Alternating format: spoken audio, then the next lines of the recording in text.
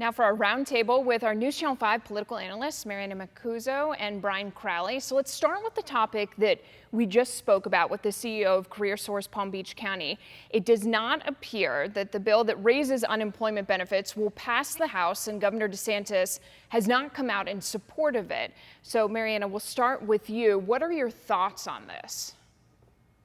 Well, I think that it's unfortunate. We know that a lot of people were impacted economically, financially when it came to the recent pandemic. And I really would have hoped that the governor would come out in support of it, although I can't say that I'm too surprised, given the legislature's main focus this session has not been actually helping Floridians, but passing hot button bills. And Brian, I'll give you an opportunity to respond as well. Well, when the governor sneered at the idea of that some legislators had of raising the unemployment benefit at the maximum from $275 to $375, these are not a bunch of lazy people who, want to live off $375 a week.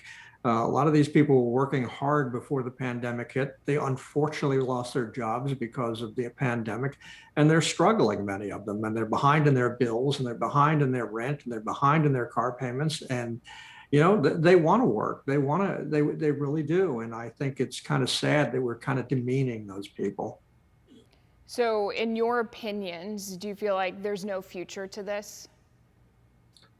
Well, the legislature is always full of last minute surprises, so you never know.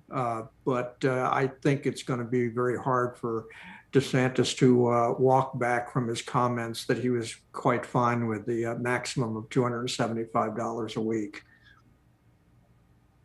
Right, I would hope that DeSantis finds it to actually be able to walk this back, because honestly, he needs to serve Floridians. And right now, the Floridians that are hurting are looking for help. They need help right now. And unfortunately, the legislature, Republican led, and the governor are turning their backs on them. As you both know, there's also been really a lot of talk about businesses saying they've not been able to hire because of unemployment benefits, especially ones from the federal government during the pandemic. Do you both think that that is a reason why they're not able to hire? Well, I think employment in the last 5 to 10 years has become much more complicated than that. I think some folks who were happy to go work as waiters or waitresses or work in the hotel industry are now more than happy to work in the gig economy. Maybe they're Uber drivers. Maybe they have another job that they're doing from home. I think that's part of the problem with, and economists are saying that's part of the problem with these industries finding people to work. I would think that Palm Beach County has a much larger question to ask about employment. Not that many years ago, we had tens and tens of thousands of people working for IBM, Motorola, Pratt Whitney, and many years before that, RCA. I mean, we were becoming the early stages of Silicon Valley right here in Palm Beach County. They all left. And in most cases, they went to states where taxes were higher and didn't have the benefits you had in Florida. Florida and Palm Beach County need to, get the answer to that question. It's sort of like Scripps was supposed to be the hub for the biotech industry. It didn't happen. Why do these industries keep going to other states? Why do they leave Palm Beach County? I would think, to jump off of Brian's point on this, he's absolutely right. I think Florida's open for business. It's a great place to do business. It's a fantastic place to live. And I can't imagine why these huge companies would want to go to other states and pay more taxes. That to me tells me that Florida's got a PR problem when it comes to courting these massive companies to bring their headquarters here to Florida. And I do know, actually, I was speaking with the mayor down in Boca a couple weeks ago, and he was talking about how they're working hard to court some of these larger businesses to come to Boca and to set up shop down there.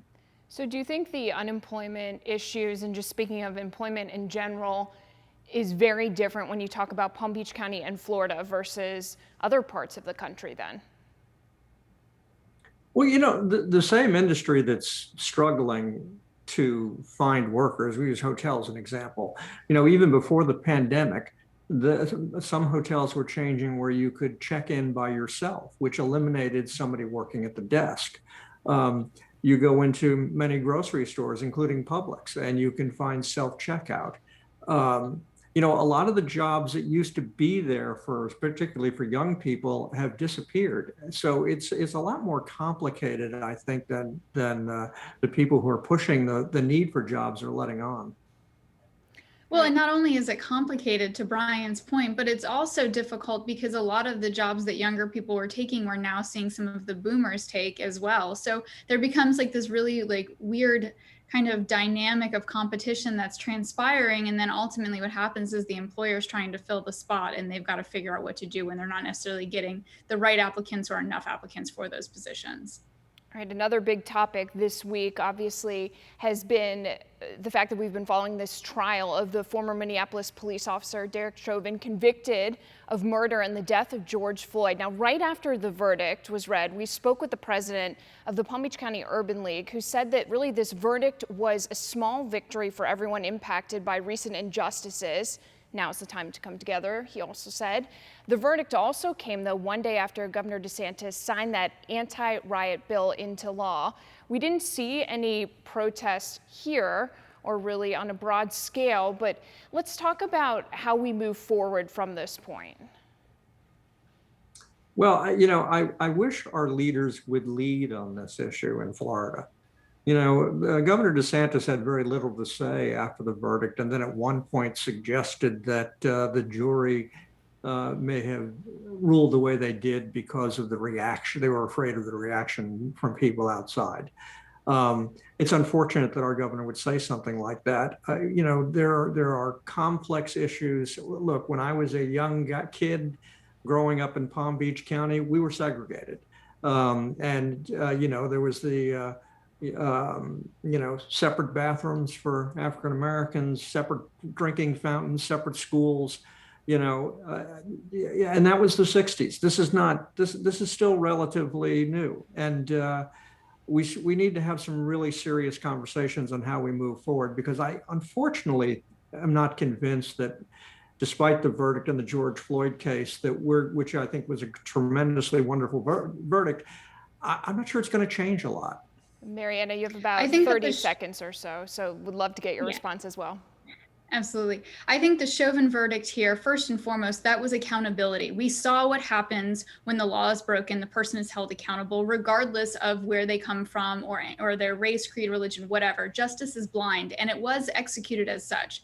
I think it's important to understand this conviction should be served as a catalyst for change, and it's the landmark moment for our country to fight for racial justice. And this can be a turning point, but only if we lean in, continue, we don't lose focus, and remain clear that Black lives matter.